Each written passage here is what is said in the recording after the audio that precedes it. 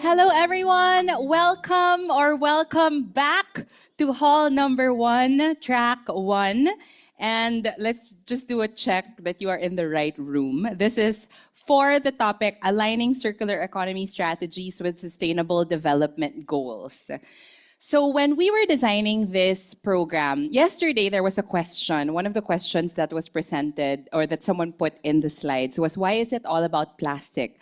Why is circular economy all about plastic? And that's also what we were asking. And that's why when we were designing certain sessions, we wanted to expand how we show circular economy. And that's why this session is actually going to be different from the other plastic-focused sessions, because we're talking about decarbonization, we're talking about nature-based solutions, and we're talking about air quality.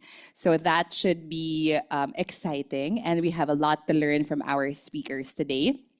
So for this session, we have always the basic reminders. My slides are... Okay, there. We have our speakers. Oh, we have the wrong title. You became an investment specialist, Eileen. But we also have Karma, Babur, and James who are going to be speaking. I will introduce Eileen's correct title later. And just a quick recap of the rules of engagement. I won't go through them as detailed as I did, but just please keep your phones and other gadgets on silent mode.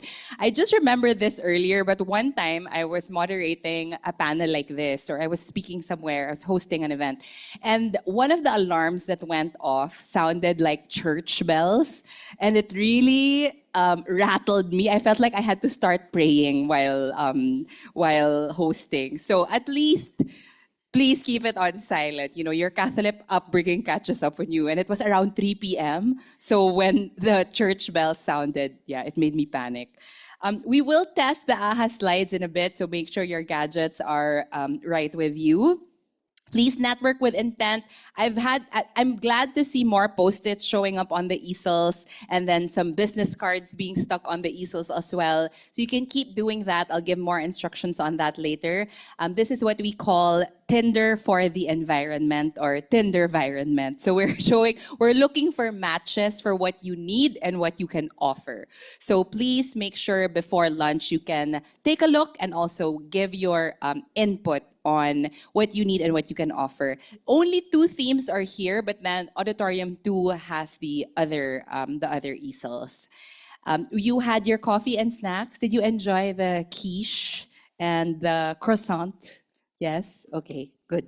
And then no food and beverages allowed. Every time I announce this, I see people chugging their drink. So no food and beverage allowed inside here. And then if you haven't downloaded it yet, you can access the event app. And let's now check if you can get on the slides. We have a check-in question. You can take a photo of your of the QR code, and let's do a quick check-in, and then we'll do a recap later on. But then let's just see how people are feeling in the room today. So can we see the AHA slides? It's asking what emoji you feel right now. Are you feeling tired? Are you feeling mind blown with all the information that you've been listening to? Are you feeling happy? So can we have the AHA slides show up so that we can see? Okay, thinking. We have a lot of contemplative participants in the room. Happy. Only one person is mind blown. Okay. Okay, there are 14 people who are happy. 2 mind blown. Thank you for the support. I see someone added themselves. And then 1 person is tired and 20 something are thinking. Yes, there's a lot of information to be digested in the forum, right? I am learning so much. I'm also taking so many notes and thinking about how to connect with different people. Okay, so thank you for your enthusiasm for checking in with the emoji that represents you. Next question, let's see also, can you imagine how many SDGs we had to squeeze into this slide? Because we wanted to see what which SDG does your work align with the most? So you have 17 there. Of course, most of us are working in different tracks, right? Like I primarily work in SDG 14, Life Below Water, but then it's also related to responsible consumption and production. It's also related to education. But it's just good to see what people are working on, just so that we can get to know you a little bit, even if it's just done online. So we have a lot, okay. There is nobody so far working on peace and justice. But just because it doesn't show up here, right? It doesn't mean we're not working on it. It might just be integrated within the work that we're doing, not maybe explicitly, but somehow it's there. Okay, well, it's not a surprise that many here are working on responsible consumption and production, because that's the core of a circular economy. And when we do work in circular economy, there is a tie to no poverty, gender equality, and reduced inequality. So I don't want the other SDGs to feel bad that no one voted for them. So I'm trying to integrate it somehow. Okay, thank you for this. Thank you for answering. Now we know that you are in the AHA slides and that you can ask the questions there. So you can continue. You can just leave your phone on that slide, because that is where you will be asking the questions later for the panel. So now we're ready to start. Our first topic is on circular economy and decarbonization. So how is circular economy related to reducing greenhouse gas emissions and climate? So our first speaker is Eileen Gamos. She was also our speaker yesterday, and she is the Director for Community Bamboo Development and Carbon Removal for Rhizome Philippines. So she has over 39 years of experience in public and private governance, serving in various capacities, such as her work in nonprofit organizations focused on health, women and children, and community development programs. So let's all welcome Eileen.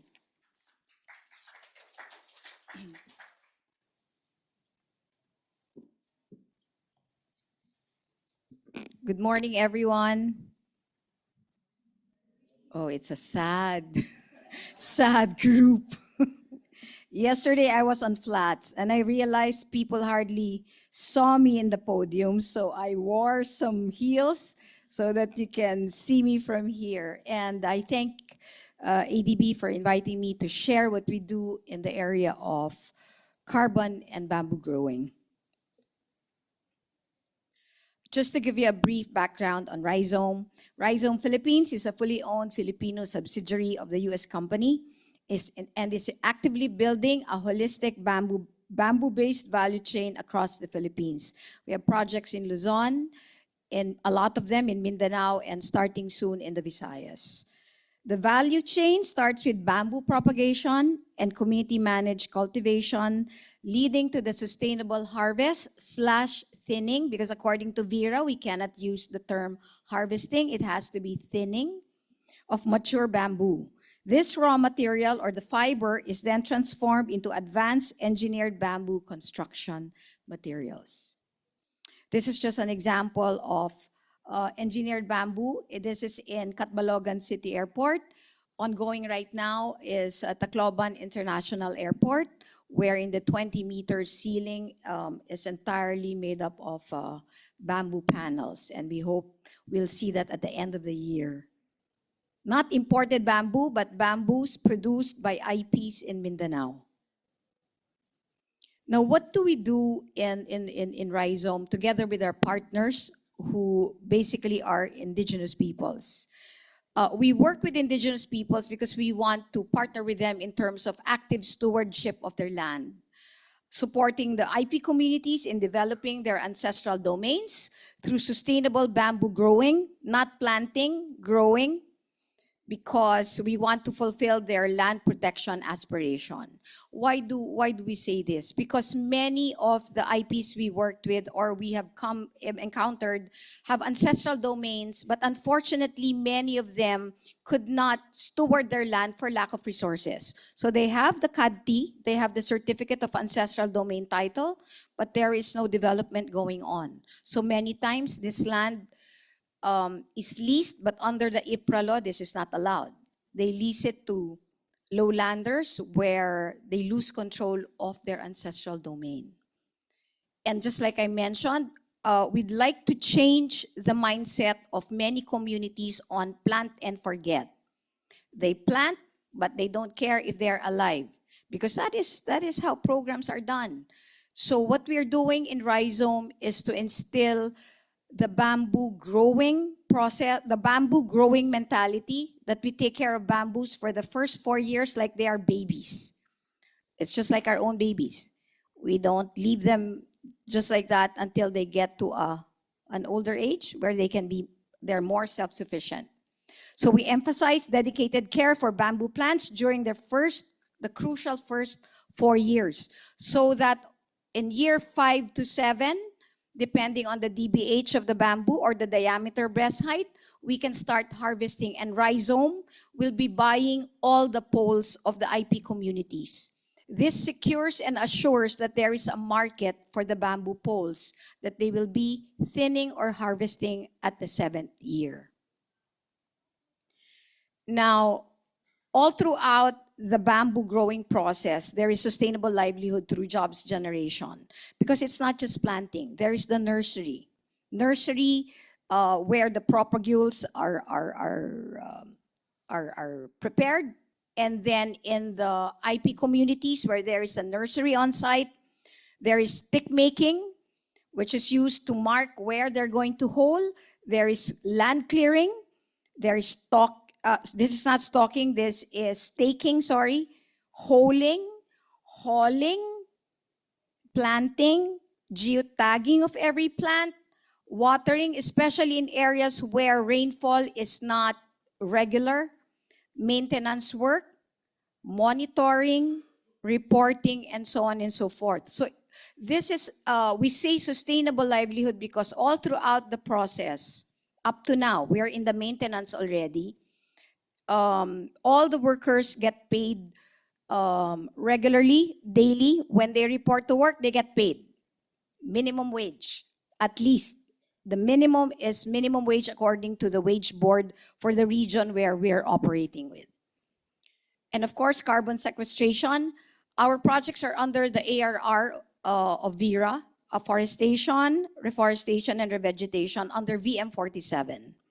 The project aims to achieve greenhouse gas emission reductions as a result of the carbon sequestration attributes of the giant bamboo, or Dendrocalamus asper. On the right, you see a 10-month-old bamboo. If it's taken care of, it will grow that big. If you don't take care of it, especially in the beginning, how you plant it, how you carry it, it could be growth challenged. I've seen also bamboos that are 10.5 months old but are as tall as me, meaning so much care needs to go with bamboo growing. And greenhouse gas emission reductions will be calculated based on above ground and below ground biomass. You know, the VERA standards, people say, oh, let's do a carbon project. You know, doing a carbon project is very difficult because under VERA standards, how you plant, where you plant, who plants, all have standards. There's no shortcut to it. And so how is land selected? It should always fall under the standards of VERA. And of course, the safeguards in risk management and grievance mechanisms to ensure that they are in place. Since carbon is an invisible asset, we cannot see it, we cannot touch it. So the main product of carbon development is data. And that is what we do in our program. And so technology-driven data collection is critical for demonstrating impact and generating verifiable carbon credits. And as I've shared yesterday, Our partners in doing the MRV work, which is monitoring, reporting, and verification, are IP members, indigenous people members. We track if the bamboos are alive or dead. This is Nelson, one of our top geotaggers. He's a graduate of education, but is underemployed. And so when we recruited him, and he's been with us for almost 3 years already, he's one of our champion geotaggers. And one of the things that we're seeing, Nelson, together with 4 other geotaggers, are training the other IP geotaggers in other planting sites. And so it's actually an IP community-led digital measurement effort. From data collection to MRV and transparency, every plant that is on the ground is geotagged. Every plant that is maintained after every 3 months. From the date of planting, you count 3 months, we start maintaining. And the maintenance is we have 4 cycles in a year. So 4 cycles in a year, those plants get geotagged, collected metadata photos, so that our carbon developers can now measure the growth of each plant. And of course, for auditability and confidence. And so accountability and transparency using evidence-based data. That's very important, because many times initially, one of the problems that we've encountered, communities think it's just plant and forget. When you get to the monitoring part, that's where the rubber meets the road, because they don't like to be monitored. That's the problem. But eventually, the basis of truth now of the IPs is not what they say, but what can be, what do you call this? They will only look at the geotags and not what they say they planted or maintained. So to get to that point was quite a journey, because there was a lot of conflict and discussions to get to that point. We've also invested in human capital and organizational development to ensure ownership of both process and outcome. We keep on talking about ownership, buy-in. But in a carbon program, it's 40 years permanence. How do you get there? How do you ensure that the program will stay not only 40 years, but beyond? Because we want to see bamboos being harvested / thinned for the next, 4 generations to come, beyond our lifetime here, the participants here. And so there's so many OD sessions to how do you get there? What are we doing well, and where could we do better? How do we develop the bench of the leaders of the datus if they passed away? Who's going to take over? And so part of the strategy is to get the geotaggers, who are either sons or daughters of the IP leaders, to become geotaggers, because they understand towards, doing this program for the last almost 3 years with the IPs, they begin to understand not only the carbon program, but the value of keeping the bamboos alive, so that the communities the intergenerational wealth that will be generated from the sale of the bamboos. And so we talk a lot, brown bag sessions, even in the mountains, even in the field. And when I talk about mountains, we're talking about an average of 19-kilometer walk. I mentioned yesterday, people ask me, Eileen, why are you so thin? And I say, you try walking 19 kilometers to the planting sites and back. And so on this left side, and this bears on the SDGs later, and I'll explain why. Why do we have a lot of conversations about data? Because unless they embrace data and understand why we need to track the health of bamboos, we cannot talk about sustainability and 40-year permanence. And so there's a lot of discussions on the standards. Why does Vera want us to plant in this area? Why can't we just plant on this area? So many conversations. And this is where we've invested heavily. There's synergy between circular economy and decarbonization. Circular economy offers a powerful framework to decouple economic growth from resource depletion and environmental degradation, directly contributing to numerous SDGs. When properly enabled, decarbonization efforts can promote many SDGs, a few of which is SDG 4, education, SDG 5, empower women, SDG 8, provide decent work, and I'll share that later, and poverty eradication, SDG 1, through new value chains and equitable partnerships. Not token, but equitable partnerships. There are 4 million hectares of deforested grasslands available across the Philippines. We have such huge areas that we can deforest. Deforested land that we can introduce nature-based solutions. Restoring deforested land and degraded land means regenerative practices and nature-based solutions. Is this easy? No. It's very difficult because you work with communities, changing mindsets, changing culture, actively restoring ecosystems, and strengthening natural carbon sinks. Through the application of regenerative thinning, bamboo continues to grow back. That's why we call it the miracle grass. The more you thin it, and this is from experience. I'm not standing here with just claiming that it grows back.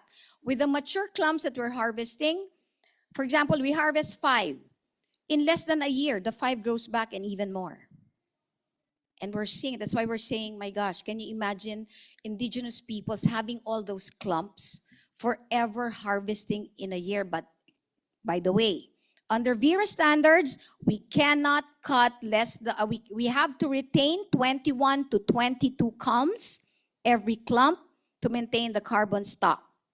And so the MRVs, the IPs, will not only monitor the maintenance, but also the thinning, making sure that there's 21 to 22 combs that is left in the clump. Because you know how human nature is. Oh, we can sell. They're going to buy all our poles. Let's cut everything. We can't do that because under the carbon program, you have to retain 21 to 22 combs. This ensures IP communities benefit from a supply of poles and combs annually, securing sustained resources and income beyond their lifetimes. And I'd just like to share a few of the SDGs that this project covers. SDG 1. One of the indicators of poverty is the quality of housing. And so this is up there in the mountain. They asked me, ma'am, can you go to Puting Bato? And when we say Puting Bato, I thought, it's a clear path. No, it's about 30 kilometers away. I had to ride a motorcycle with this slope because they wanted us to see the houses they built from the income that they generated from planting and maintenance. SDG 2, they're able now to afford food. There's one dramatic sharing of Datu when he said, ma'am, before I could only buy 1 cup of rice. First time in my life, I'm able to afford to buy my family 1 sack of rice. Nothing could be more visual than that, no? And that I continue to repeat that story because when the going gets tough, that reminds me to continue doing what we do. Ensure inclusive and equitable quality education and promote lifelong learning opportunities for all. Because our projects are always in the mountains, kids hardly finish school because of lack of roads. Here, because of the project, children are able to go to school because of the road development. We've partnered with the provincial government. They built the roads. Not only that, because of the regular income of the workers, they were able to invest in motorcycles that they pay for every month. And now, I think 12 or 13 more months, they have completed already their motorcycles and it belong to them. And their kids would not go to school if their fathers don't bring them using the motorcycles. And so you see, these are the tangible things we're seeing. So this motorcycle was also invested by the workers. They get paid separately if they use the motorcycle to haul the seedlings. For decent work and economic growth. Steady and reliable income for the family on a weekly basis because payroll is weekly. They're able to pay off their debt as they have regular income. What's nice about what we've witnessed, local traders from the city proper or municipality would bring their products to the mountains every Friday or Saturday during, they know, the payroll. So the capacity of the members not to go down, because it will take them 300 pesos to go down and then another 300 to go up. And so local traders have heard about the regular payroll and they bring their goods. You see there on the right side, that's dried fish. So you see a lot of the traders going up. Provides employment for the community members. These are the Bugkalot tribe, originally known as headhunters in Nueva Vizcaya. They're no longer headhunters. We work with them and we're happy with them. We've started the planting of 2 million bamboos this year up to 2027. And they're the ones, this guy here, Lito, is a forester but could not find work. He's a registered forester and now working with us as MRV. Decent work and economic growth, this is how it looks like. What is the result of decent work and economic growth? They've actually even have another income stream. They have bought pigs, I don't know how they're called, sows, so that the piglets that are born, they're able to sell. But that's a side hustle. Can you imagine? The Eroman and Manuvu, they have a side hustle apart from working the bamboo on the bamboo program. And of course, across all the bamboo value chain, from the nursery to geotagging, to planting, to maintenance, to finance and accounting, we have a lot of women. Even in our factory, there are more women than men. I don't know what that says, but we have more women in the factory than men. And of course, very obvious, climate action. For every acre or equivalent to 0.4 hectare of bamboos planted, you are able to sequester 400 metric tons. Can you imagine that? What if you have 100,000 hectares? And of course, life on land. We've seen this in one of our areas with Bukidnon tribe. Before, they could not see any birds and eagles flying in that particular part of the ancestral domain. Now, we're seeing birds come back. And these are your exotic birds flying over and hovering over the bamboo, mature bamboo plants. So you see how degraded the land is, and we hope to see a working forest in the next 5, 10, 15 years. I hope to be alive, James, to see that. And this is not in the SDG as I close. This is not in the SDG, but this is very close to my heart. When we came in, a lot of the workers came back from, a lot of the workers in the bamboo program are fathers who worked outside of their ancestral domain because there's no work. So they go to Davao, they go to Visayas, they go to Cebu. When they heard that there was regular work for the next many years, because harvesting pa, they all came back. And to me, it's not an SDG, but what's happening? We see strengthening of the social fabric of communities by facilitating more time for family and local engagement. The workers came back. Members of the IP communities came back. And so when the going gets tough, what do we remind ourselves why we do what we do? Because we'd like to see intergenerational legacy of growing bamboos, and as a result, seeing intergenerational wealth from this datu here on the left and this child on the right and up to the next generations to come. With that, thank you very much.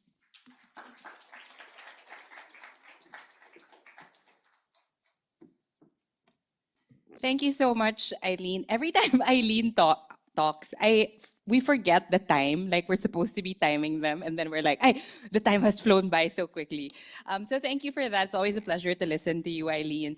And what I love about Eileen's presentation is that When we talk about intergenerational wealth, some people think about it as like, what is the inheritance of land or property that we can give? But this is more than that. It's sustaining this type of wealth where the last slide was showing, the grandfather to the child, and it's equitable partnership, not just tokenism. You're not just having IPs there for the sake of having a good photo or to look good in PR, in public relations, but it's really meaningful partnership that lasts. And yes, Eileen, you will be alive in 15 years, in 20 years to witness the fruits of your labor.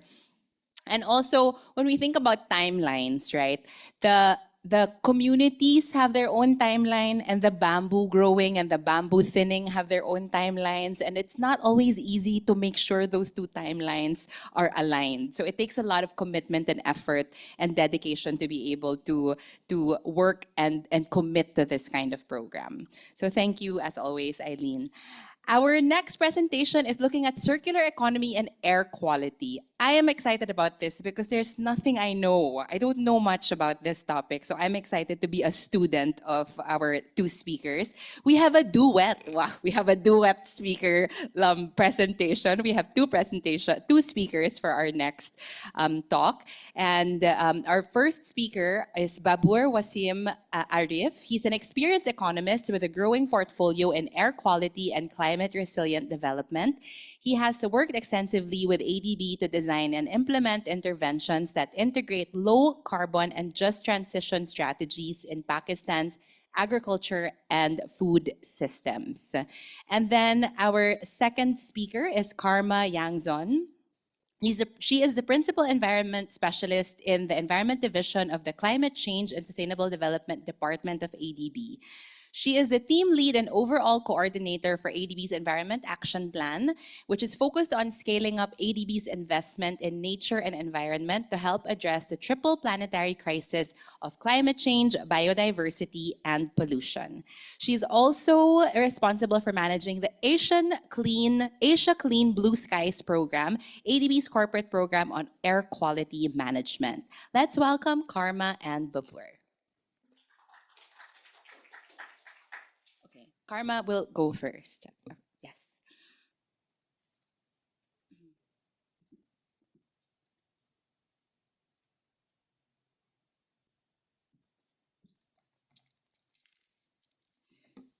Hi, good morning. It's a real pleasure to be here. And thank you for the fantastic presentation, Eileen. I also attended your presentation yesterday, and you're such an inspiring and powerful speaker, and congratulations on the great work that you're doing with the bamboo.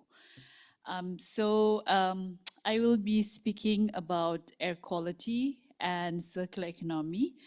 And the topics that I was asked to talk about is the linkages with the SDGs, equality and SDGs, and air quality and circular economy. And then we will have Babur present a case study from Pakistan.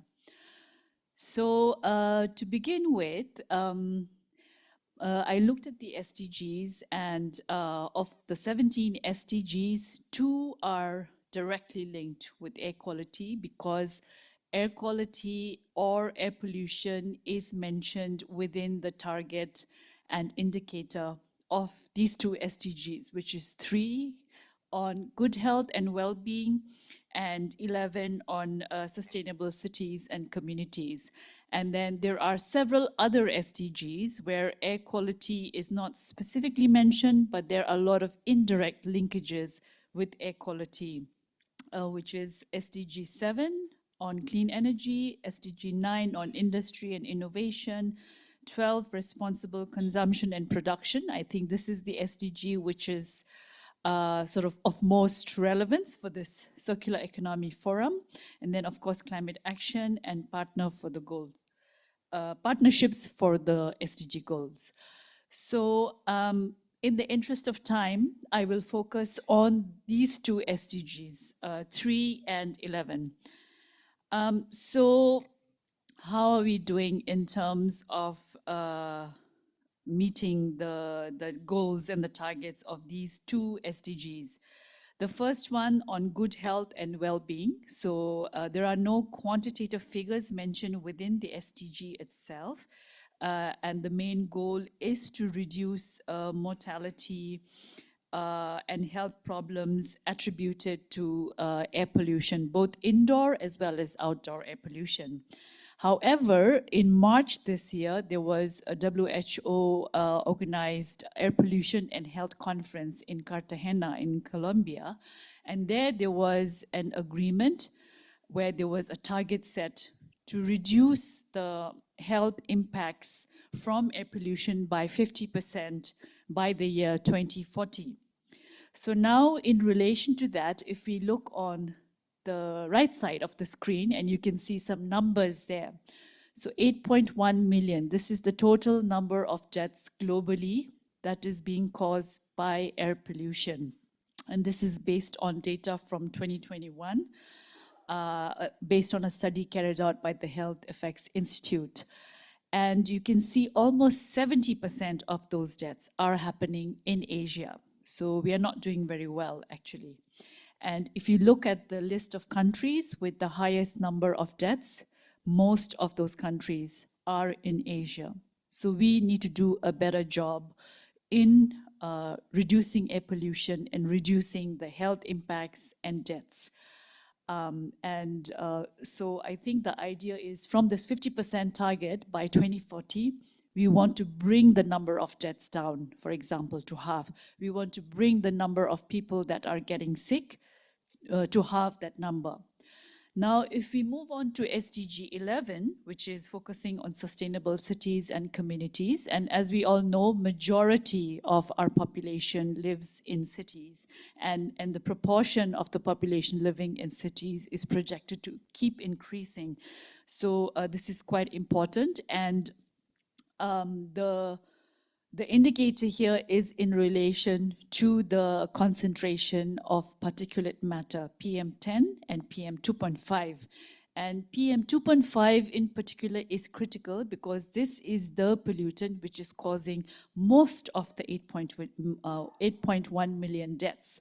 So we really need to focus on the PM2.5, and this is the air pollutant which we can breathe in, and it enters the lungs and brain and can enter the whole body. And I think some of you may have seen this statistic that 99 of the world's 100 most polluted cities is in Asia. This is based on a study that was published in 2023. Now, to look into the data focusing on cities a little bit more, and this is based on data carried out on a study carried out by Clean Air Asia, focusing on the PM2.5 concentration of mega cities. So these are cities where the population is more than 10 million.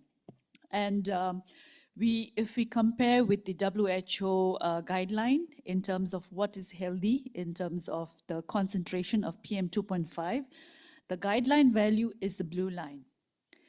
And then you can see the bars. All the bars are exceeding the guideline value. So none of these megacities are in the healthy, are within the healthy level of PM2.5. And WHO has different interim targets, interim target 1, 2, 3, 4. So it's sort of interim target 1 for PM2.5 is 35 microgram per cubic meter. And then it keeps reducing. Target 2 is 25, and then eventually you arrive at the guideline value, which is 5. So the idea, what WHO has, is that countries should gradually move in the direction of, interim target 1 to 2 to 3 to 4, and ultimately the guideline value. So you can see the least stringent, which is the orange line. There are still several cities which are way beyond this line. So we need to do a better job in reducing the PM2.5 concentration. However, the good thing is there is a gradual improvement in the air quality in cities in Asia. So this is based again on the same study carried out by Clean Air Asia, and this is on 808 cities. So it's covering all cities, small cities as well as mega cities. And the different color codes stand for the different interim targets.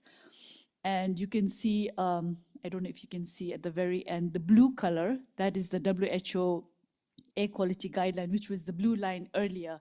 So at the moment, there is no blue in this figure. So where we need to move is having more blue, and we need to reduce the red, we need to increase the green and the yellow. But you can observe over the years, there is a gradual reduction in the red, and there is a gradual increase in the yellow. So that shows that there is a small movement in the direction of air quality improvement in cities in Asia. Now, the linkages between circular economy and air quality. I'm sure by now, many of you are fully familiar with what circular economy is, and this beautiful diagram that I got from the circular economy team.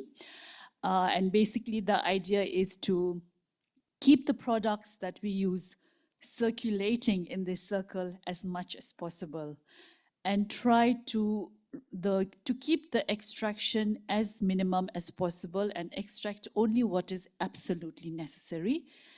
And as it goes through the different steps, to maximize the recycling and try to eliminate or minimize generation of waste at the end. Now, in every step, most of the steps, there are emissions involved. And of course, there is emissions also of, waste, solid waste emissions. There is emissions of wastewater. But here we're talking about air quality. So there is air pollution, which is generated from a lot of these steps in relation to the process of extracting the material, the industries which are, manufacturing the products. There's emission related to that. There is emissions related to the distribution from the transportation systems. And then there is a lot of emission in relation to the waste from the landfill. And there are some very potent air pollutants, which are also greenhouse gases like methane. So we really want to reduce our products, which will end up in the landfill or end up getting burnt, such as crop residue, which we will hear more about from our next speaker. So basically, the more circular the economy is, the better for air quality.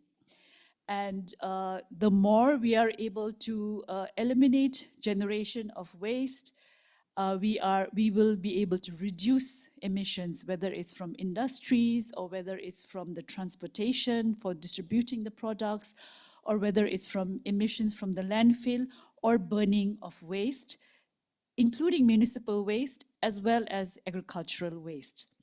And on that note, I would like to hand over to our next presenter, Dr. Babur, who will share a real case study example from Pakistan.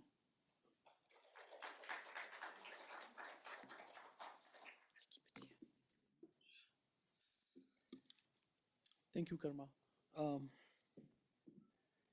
Okay, in one of the slides that Karma presented, where she showed the most polluted cities, you have seen at least 3 are in Pakistan. And the biggest bar was Lahore, that is capital of Punjab province of Pakistan. So this air quality deterioration is becoming a serious issue in case of Pakistan.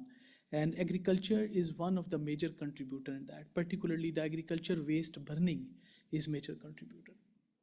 So here you can see, this is in this slide, we try to portray the records of the fire incidents, including the crop residue, wildfires, and the waste fires in Punjab province of Pakistan.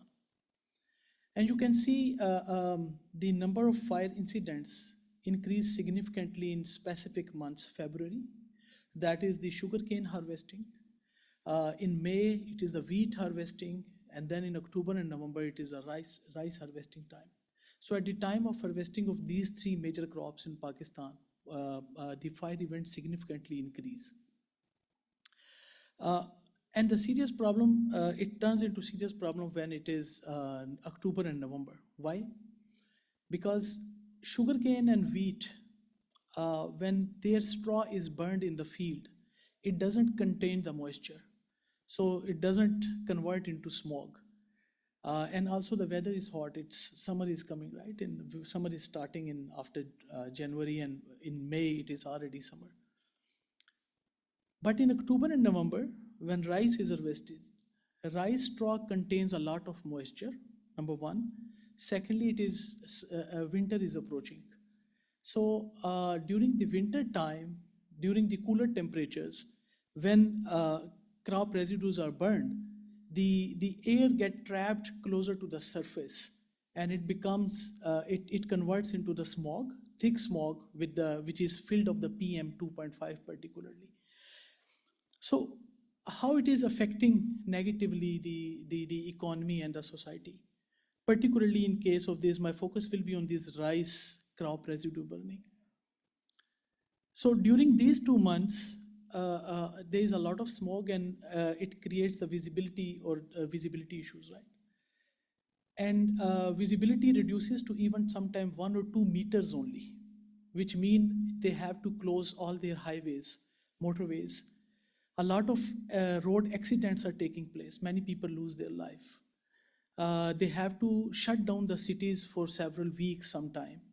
All the schools are closed, businesses are closed. The disease burden increases in those particular months, particularly the respiratory diseases. There's 30% more admissions in the hospitals during these 2 months because of respiratory diseases. Then, according to some estimates, the total economic loss to Pakistan because of the air quality is around 6% of its GDP, which translates into around 22 billion US dollars per annum. This 22 billion is equivalent to 75% of Pakistan total exports. It's huge, right? According to World Bank estimates, every Pakistani lost around 3.9 years of their life because of the air pollution. Right? Labor productivity goes down. So it is a very serious problem in Pakistan. So the question is why the farmer prefer to burn the crop residue. Although they burn in these 2 months, but this is not a serious problem. I will explain on the next slides. Okay, why a farmer burn crop residue? One, the first reason is harvesting methods that leave extra stocks in the fields. Till late 1990s or early 2000, there was no mechanization for the harvesting in Pakistan, and people were harvesting it manually. When they harvest it manually, they cut the crop straw from the bottom and leave very little stubble height in the ground, right? So which by one pass of the rotation, they can prepare the land for the next sowing. In early 2000s, wheat harvesters were introduced in Pakistan, and wheat harvesters were fit for wheat, and even and wheat harvester, when it cut the crop, it leave the straw about 18 inches on the ground. In case of wheat, farmers were using the chopper to collect that straw because wheat straw can be used as an animal feed. But gradually, the farmers just changed the implement of that wheat harvester, and they started using it for the rice straw. When they cut the rice crop with the wheat harvester, it leaves the straw up to 18 inches, but it has the moisture, and rice straw also contains the silica contents. It cannot be used as an animal feed. So farmers have no incentive to invest and use another machine to chop it and use it for the animal. So they prefer to burn it. So there was no incentive for them. Second, tight seeding schedule. After wheat harvest in, for example, April, next sowing starts in June. So they have a couple of months. So they can let the field dry, and then they will chop it or they will rotivate it. But in case of rice crop, it is harvested in month of November, October and November. And wheat sowing also starts by the late November or December. So the gap between the harvesting of rice and sowing of wheat is very short. So it doesn't give them the sufficient time to let the straw dry. And if you do not dry it, even the chopper doesn't work. It slips on that because it contains the moisture. Third, if they have to chop it in the field, they have to rotivate the land 2 to 3 times, which means more cost of preparing the land for the next sowing. So the easiest solution for farmer is to burn it, right? And next, the last problem is they cut it down, they have to clean the fields, right? Again, they need labor. So if they cannot sell that straw, if they cannot use it as an animal feed because it contains silica contents, it cannot be used for other purposes. It means it's an additional cost. And also the right machinery to make the bales of those straw are not available in Pakistan. So baling machines is another issue. So what are the right combination of machinery that is required in Pakistan? Let's start from the rice sowing. First, we need nursery raising machines, and second, mechanical transplanter. Currently, we in Pakistan we are doing like 100% manual transplanting, which means less plant population on the ground, less water productivity. So if we can move on the mechanical transplanter, we can increase the plant population and increase the water productivity. Then when it comes to rice harvest, we need the rice specific harvester, half feed or full feed harvester, not the wheat combine harvester. So this harvester cut the crop from the bottom and it leaves only 1 or 2 inches on the ground. So by one rotation pass, they can prepare the land.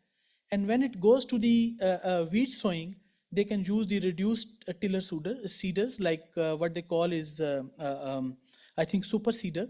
Super seeder basically it performs 5 different operations in one go. It chop the straw, it prepare the land, and also drill the wheat seeds. So this can be a good option.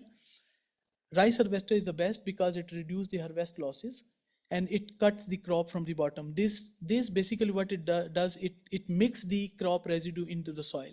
And because of the high contents, moisture content in the rice straw, when it is incorporated into soil, it emits methane. So it can avoid the burning of the straw, but it will not reduce the emissions.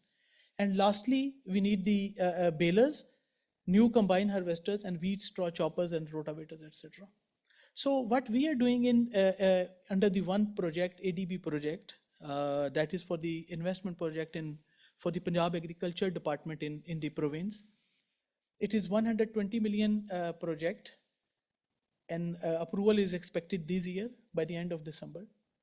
We are going to provide the specific machinery that is required for this rice wheat cropping system, and it will help to resolve, at least to minimize this problem of the crop residue burning. If you look at the total area of the rice in Punjab, it is around 2.2 million hectares, and it produced 10.8 million tons of the rice straw. 10.8 million tons of the rice straw. By number of machines we are going to provide under this project, we will be able to avoid the crop residue burning on 0.22 million hectare, which is 10% of the total area. World Bank is also doing some intervention. They are providing super seeders. So that will contribute another 6 to 7% area can be avoided, but still it is just 17-18% of the area. So there is a lot of room for the intervention. And then where this straw will be used, that is very important. If there is no use of that straw, then it means farmers will not get any incentive for that, right? So we need to develop the value chain of the straw. So some industries are moving from the conventional energy sources to the biomass. For example, textile industry, rice parboiling process, paper mills, and bricks mills. All these mills, they need energy. They need steam for their production plants. And these straw can be used in the high efficiency boilers. But what is required is supportive policies. And secondly, these manufacturers or the industrialists, they need to modify their boilers or the steam boilers, right? So for that, they need investments and they need support from the definitely donors and the government. So these are some pictures from the field. On the left side, you can see how the baler is making the bales of the rice straw, then storage of the bales, and then it goes to industry and it is used for the in the boilers, right? So the area is basically these boilers we need, these balers we need, and then storage facilities for the private sector. It is outside the agriculture, right? Storage facilities and those parts, and also the industry like support for that, for modification of their plants. that is outside of agriculture sector, but this is a complete value chain. Without this, this will not complete its mean. Even the agriculture sector, we cannot achieve its goal. Thank you very much.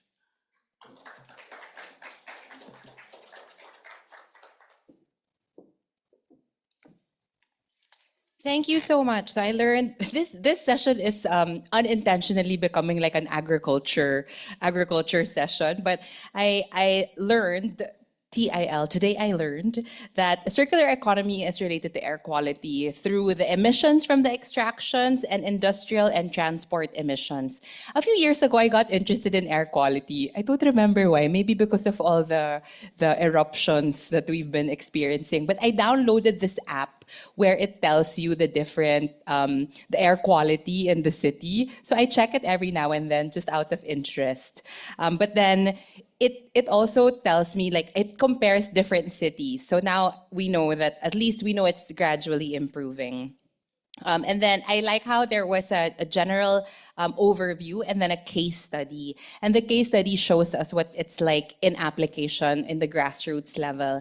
And one thing that keeps coming up in all these presentations is that when we talk about the circular economy, it's not a simple solution. You can't just buy equipment and then solve all the issues. There's also training, there's also infrastructure. If you want to buy balers, then you have to train people to use it. So as I've said yesterday, it's complicated. And now for our last presentation, we're talking about nature-based solutions.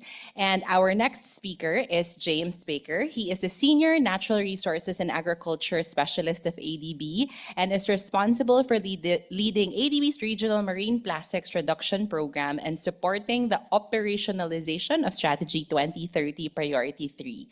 He's also responsible for supporting country programming and sovereign and private sector project teams to identify and promote circular economy activities within their programs and investments. Let's welcome James.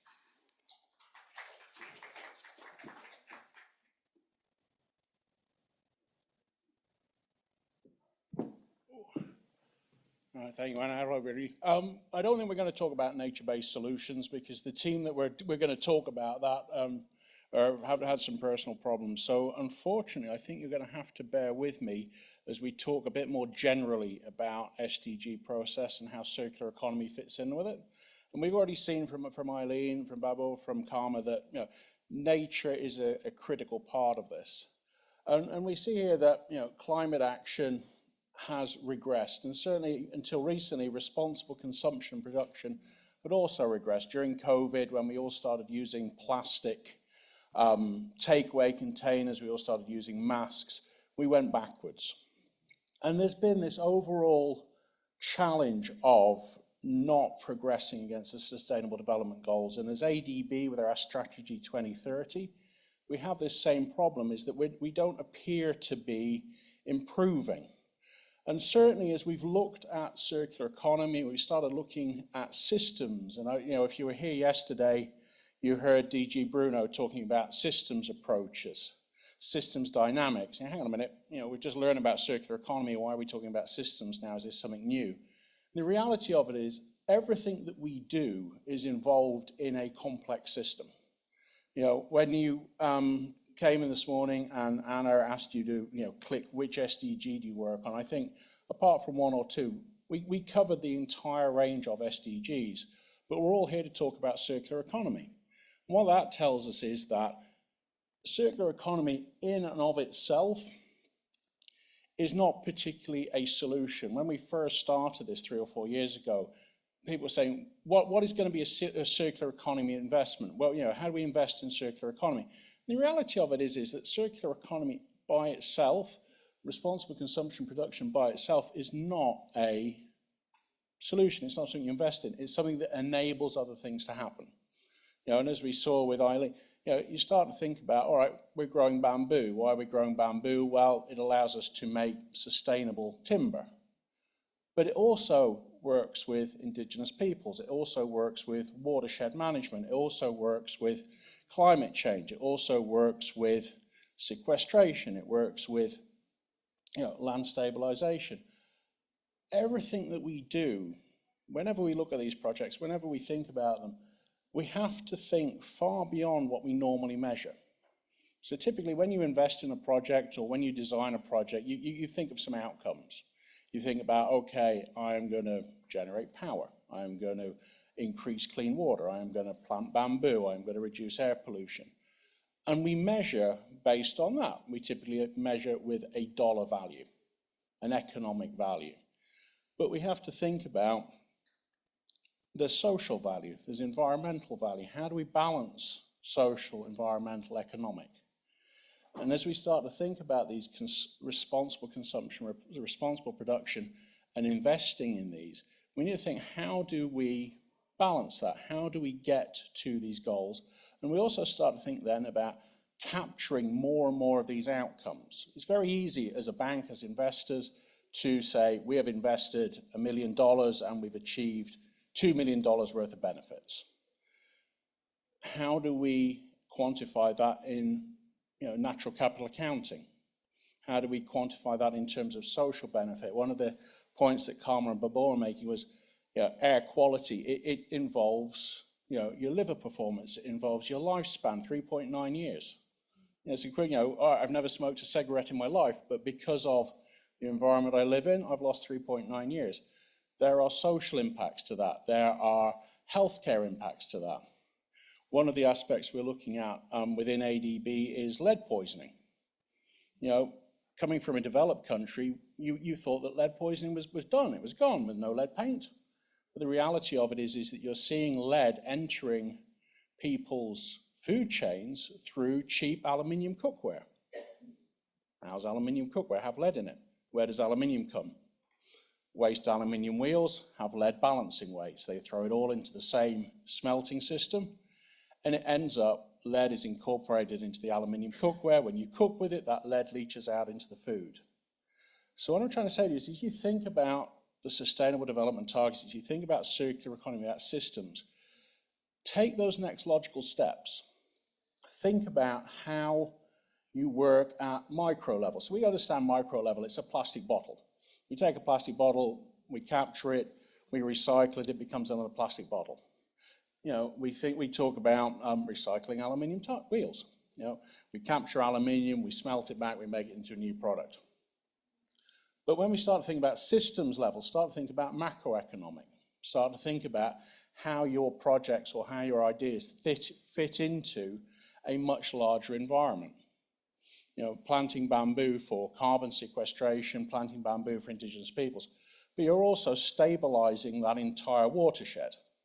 So you reduce storm events, you reduce flooding, you reduce flood costs, you increase the availability of water over time, as it's all disappeared in one day. You're increasing, the air quality, you're reducing temperatures. So think about, when you think about the 17 SDGs and you think about your one project, you're perhaps measuring power, you're perhaps measuring air quality, but also think about all of those co-benefits. Which other SDGs do you hit? All right, it might be difficult to measure, but you should recognize and report how that is impacting. And you think about that, and this is how we start to think about circular economy systems going much further than the specific projects we look at. And as we've come, over the last 5 years, my team, Anna, the rest have worked incredibly hard to socialize circular economy, to increase the awareness, and the testament that you're all here and everybody else is here is that we were achieving that. And we can now go on to these next levels of thinking about, okay, how do we really use it to achieve those SDGs, to accelerate?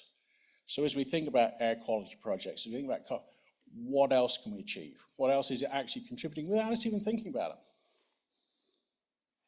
And we have this with, cross-sectoral, we talk about ADB breaking down silos, working with complex projects, working with complex solutions. And the reality of it is we cannot just simply do a power project. We can't do an agricultural project. We have to think about how we bring everything together. So, Karma, Babur talking about air quality. You have health. You have urban development. How do you increase the livability of cities? You have agriculture and food security. It's growing the crops. It's that food security is contributing to your air quality problems. Digital technology. How do you deal with that? Transport, we just said we had to shut down our roads, we have to shut down our airports. So all of a sudden, a very simple air quality project, to make sense, but a very, a siloed air quality project has suddenly hit all of the silos that we're working on. So as we start to think about nature-based solutions, we start to think about technology solutions, digital solutions to all of these, stop and just think about those extra levels. All right, it might be very difficult to measure. You might say, oh no, I'm being melodramatic, I don't really help health. Well, the reality of it is you do. How much might be difficult to measure, but we need to recognize that we are helping. And it's in that way that we're going to start to see all of these SDGs accelerate. Very early on in the SDG process, it was identified that to achieve them, to get the best output, they have to work together. They have to work as systematic, inclusive. Trying to attack one at a time just won't work. And that's where we've seen so far, we're so far behind. And the reality of it is, I don't believe we are that far behind. We just haven't captured it effectively. And that ADB, with obviously marine plastics, for the last 5 years, circular economy has been driven by plastics for ourselves. Rob Kaplan has made the same point yesterday. Plastics, it was very visual. We've all saw the photos of turtles with face masks, and when we go on holiday, we see plastics. It's a very visual, it's very easy to see. And that's why we've seen plastics accelerate far quicker than climate change. Because everybody says, oh, you can't, climate change isn't happening. You had climate change deniers for many years. It's very difficult to argue that a beach covered in plastic is not our fault. Shortly after COVID, somebody said to me, oh, what about face masks?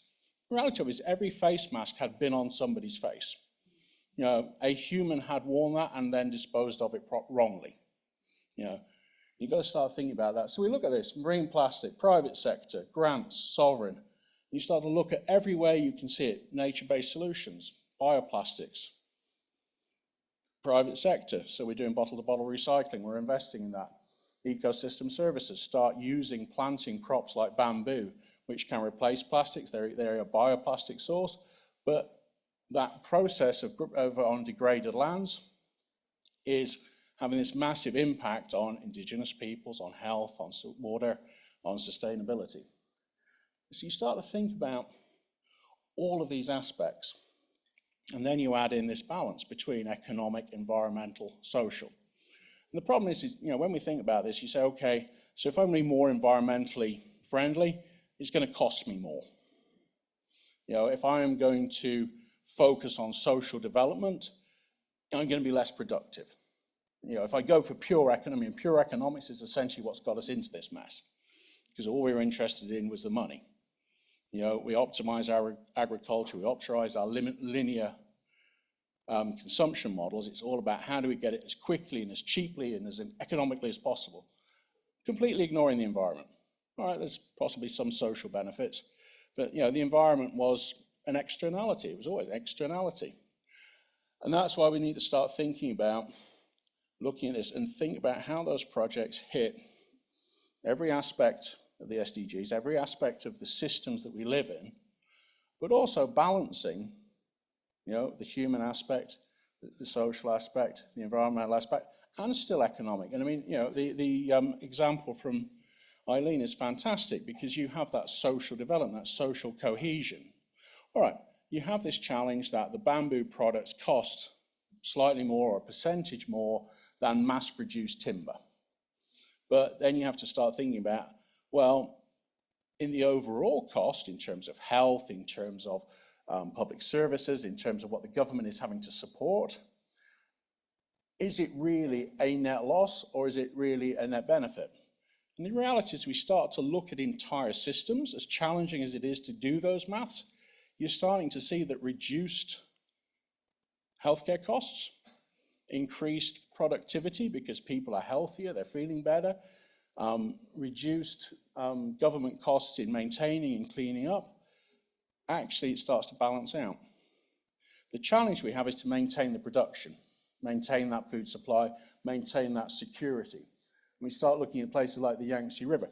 Essentially, if we start becoming incredibly environmentally focused, then China loses its food supply security. How do we balance those two? And the reality is that technology digitization is our solution to that. What we have to try and do is make sure that our technological process, our digital progress, keeps pace with our increasing demand. As our population increases the demand, we have to become more efficient. But we need to do that in a systematic way, in a sympathetic way, in a balanced way, and not just emphasize that economic progress over everything else. So as we start to think about, and we can ask questions in our panel, as we talk about systems dynamics, systems progress, systems approaches, think about what your project's doing, but also think about everything else that it's achieving. Actually go through it. And sometimes, as I say, sometimes it's melodramatic. Oh, I'm not really doing that. But the reality of it is you are. Your project is achieving that. And that is where we need to start recording that, whether it's a co-benefit, whether it's a measured benefit, but recognizing that individual projects really do hit perhaps 12 or 14 of the 17 SDGs. It's very rare you get something that hits everything, but a lot of the stuff we do hits, certainly a majority of it. So a little bit away from nature-based solutions, but perhaps a little bit educational and not very agricultural. And I think that is me done.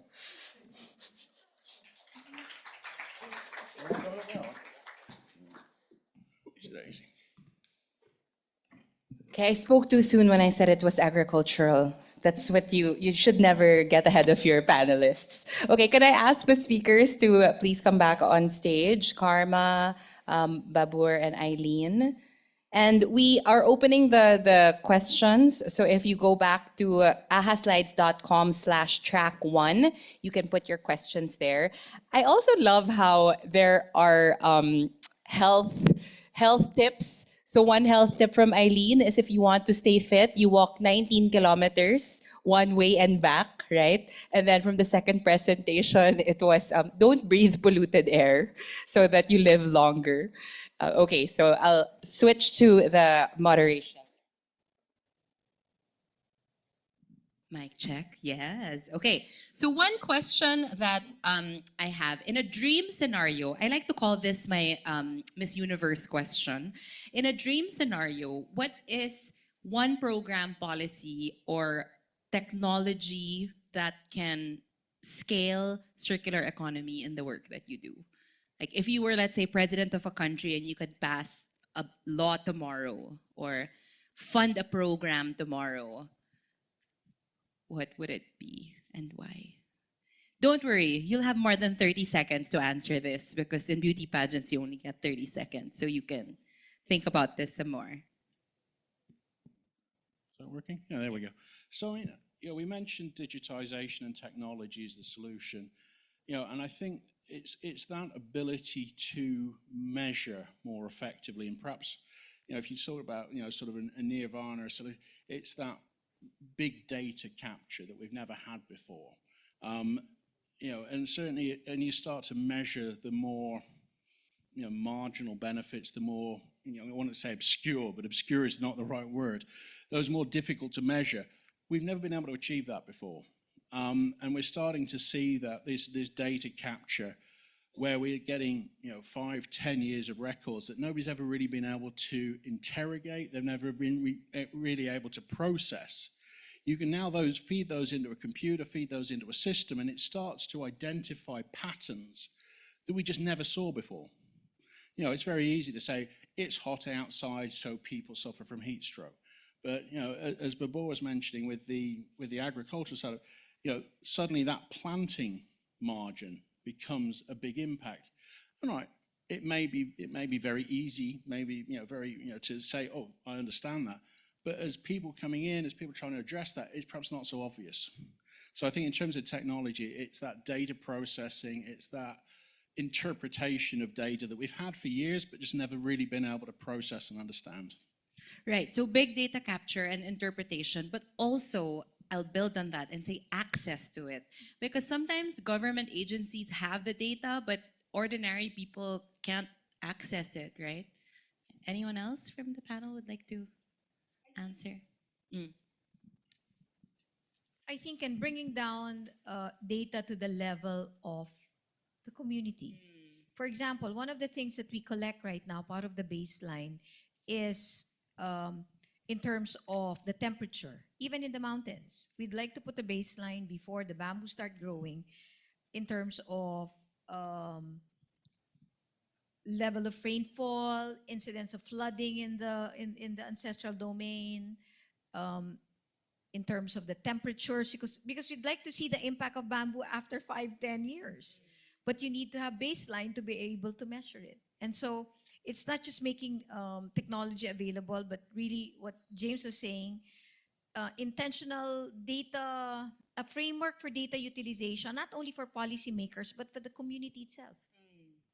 Right? Making data meaningful to the people who need it or who will be affected by this data. Karma or Babur? Yes. I think policy is also very important because sometimes for these emissions or air quality issues, most of the policies they focus on punishing the person who is Right. omitting it, right, or making the pollutions, but without offering the right solutions or incentives to them, right? So incentivizing the polluters is also very important, or offering the solutions, or without offering the solutions or alternates, policy is also not going to work. Yeah. Right. When you talk about the carrot and the stick, right, a lot of laws focus on the stick. It's like, how are you going to find them? How are we going to penalize them? How are we going to punish them? It's very punitive. But then how do we also incentivize them? And there was a panel yesterday, we were talking about laws and frameworks, that incentives are not just financial. Because we always think, oh, we're going to give them, I don't know, some kind of financial incentives. But there are other ways to incentivize. And maybe that's something that we can be more creative in, let's say. Yeah, I think your question was what would be one policy or measure to promote program circular- or technology. I think it will be hard if we just focus on one because it's like in some ways looking for a silver bullet. But because as we learned, it's a systems, right? It's quite complex.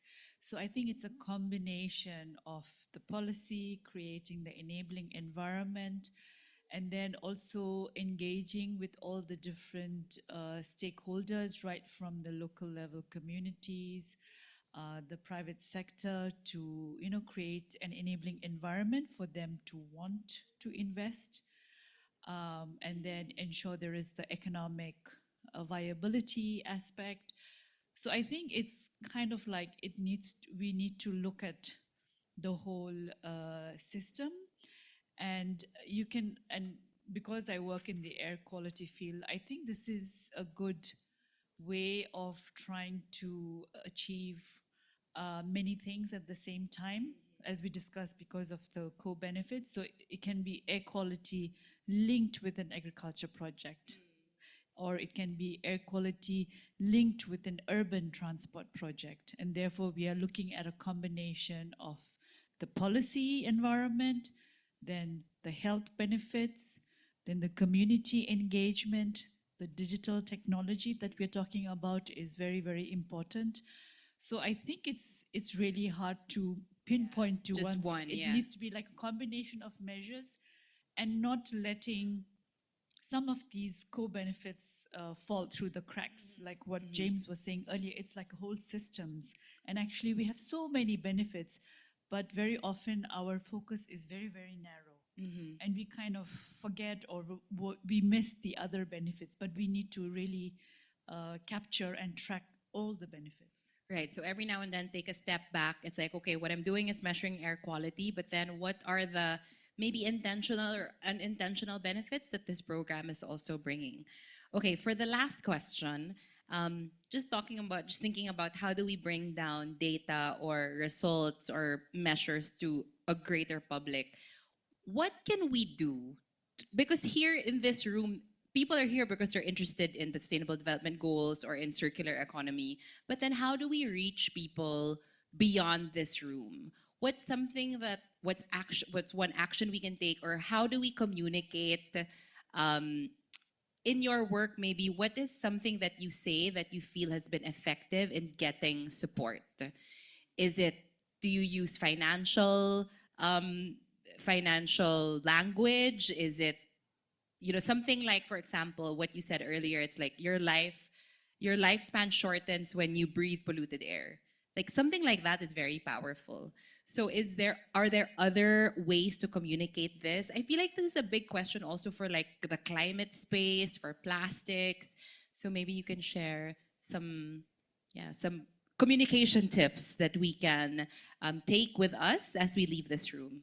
I think one of the things that we've learned over time, if you want other adapters, for example, for the bamboo growing, there has to be a very clear proof of concept. Because sometimes we talk about concepts, but there's no experience. So what we've learned, because there's already proof of concept, we call it tuition fee because there's a lot of learning in that proof of concept. But we also saw the potential of a very concrete proof of concept, all the lessons, not hiding the lessons, because as we learn about the mistakes, how to do it better, we improve it in another area. That's what I've learned. Proof of concept is critical.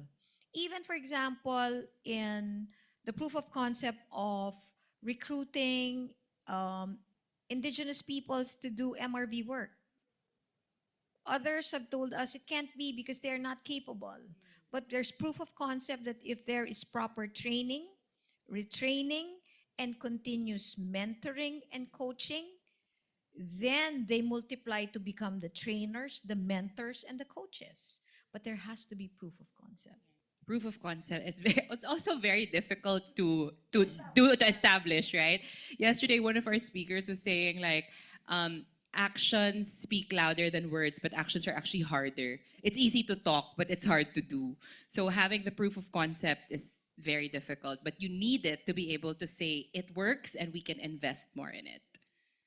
Yeah, I think one of the successes we've had is anchoring an individual or a group's position in the wider system. I mean, we spend a lot of time looking at sort of the whole picture, and that can be very difficult to explain, to communicate.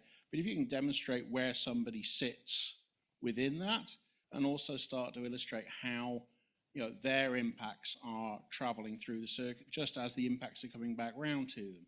And one of the concepts we have, we're all brought up, you throw something away. And we started to talk about there is no away. So we had a situation where we were looking at the Mekong River. There's 7 countries that the Mekong River flows through. And it is always somebody else's plastic. It's never our plastic. It's always, it's come from upstream, it's come from somebody else. And they tracked the plastic that came out of the Mekong River, and the majority of that ended up on the coast of the Philippines and then in Indonesia. The Filipino waste ended up in Indonesia and further down into the southern Atlantic. So trying to, being able to illustrate how, your actions are impacting the rest of the system, just as the rest of the system impacts you. It's very easy, the air quality today is terrible, and you go and turn on your car. And we've had some success in sort of trying to anchor an individual or groups or an industry's position within that overall situation. We had a presentation earlier from Manila Water, who are trying to abstract water from Laguna Lake, but it's very expensive to clean that water because the water's so dirty. Why is the water so dirty? Because they don't have sewage treatment, because there are fish farms, because the watershed is not well managed. And you say, it's so expensive. It is, but if you start to look at the whole system, then you start to see how it fits together, and you start to understand that your behavior impacts other people, just as other people's behavior impacts you. The reality is, no person is an island. There is no away. We are part of this system. What we do impacts, and the impacts come back to us. And trying to help people visualize that, help people attach that to what they experience on a day-to-day basis, that can help with that communication. Right. So it's important to meet people where they are. What is a language that they will understand, and how do we anchor that into something bigger? And also, yes, there is no away. There are so many studies saying that plastic or waste that is coming from one country ends up in another. So I feel like all these wastes, they say, I will cross the oceans for you. Diba? Wow, romantic. Anyway, any other input? One is definitely what is the proof of the concept, right? The evidence when you talk about. But secondly, who is talking about that? That is also it. No, closer to you.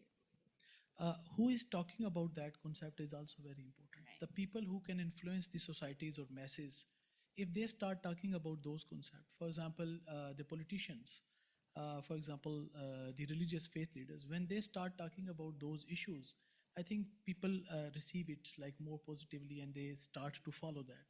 So I think that could be one effective way, it's particularly in the case of developing countries or when you are approaching the communities. This could be a positive communication tool. Right. So who the messenger is, not just the message, but who the messenger is makes a big difference. There was a study I read about how effective celebrities are in pushing advocacies. And based on the data, it's like, it's not the number of followers or how famous a person is, but it's the credibility that they have. So it doesn't matter if this person is a A-list celebrity, but if you don't believe that this person will recycle or reuse, then it doesn't matter. Or if the trust rating of that politician is low, then it doesn't also make a big difference, right? So actually, that was the point I was going to say. Oh, I'm sorry. I about- took the, I took the point but, away. I just want to build. So I think, fortunately, we are at a time where digital technology is just getting better and better, you know, from month to month, year to year. So we have a lot of technology at our disposal to use as communication tools.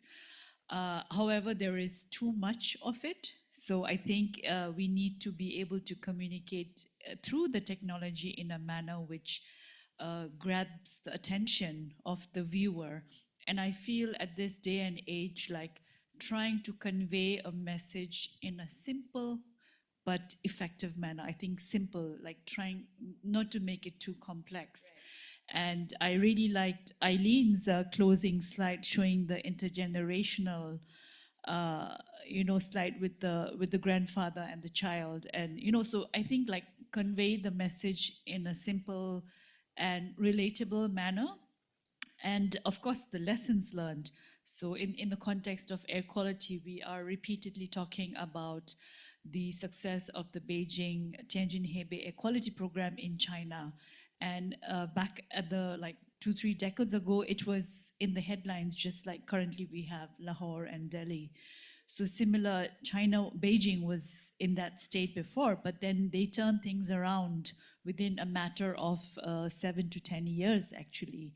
So I think really showing practices and lessons that have actually been experienced and realized. So that is also very, very useful, especially when it comes to policymakers in the governments, to convince them and to show them that it worked, it has worked.